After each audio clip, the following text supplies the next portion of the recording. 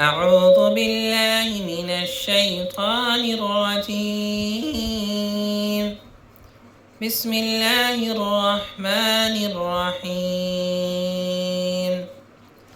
يا أيها المزمل قم الليل إلا قليلا نصفه أو انقص منه قليلا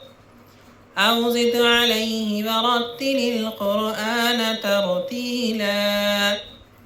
إنا سنلقي عليك قولا ثقيلا إن ناشئة الليل هي أشد وطئا وأقوم قيلا إن لك في النهار سبحا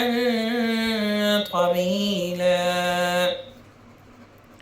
واذكر اسم ربك وتبتل إليه تبتيلا رب المشرق والمغرب لا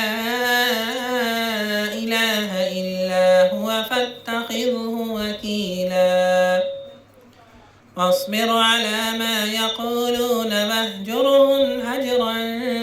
جميلا وذرني والمكذبين أولي النعمة ومهلهم قليلا إن لدينا أنكالا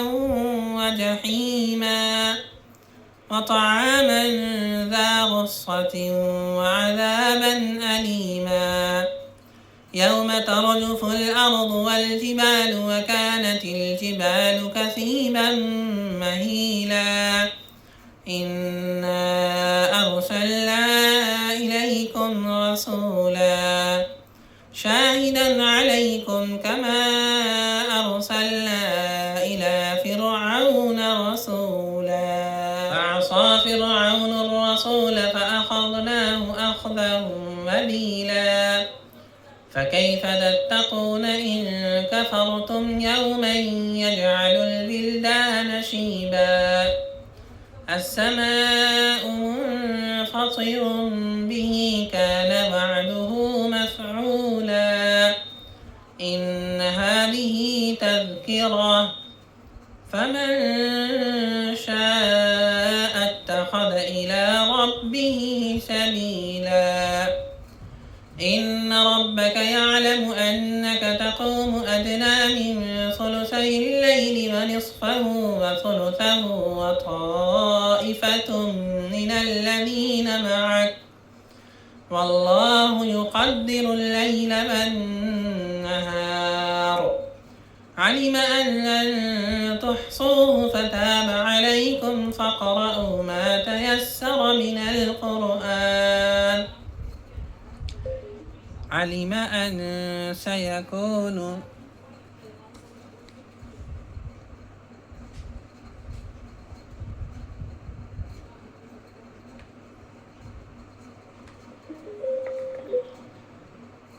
علم أن سيكون منكم مرضى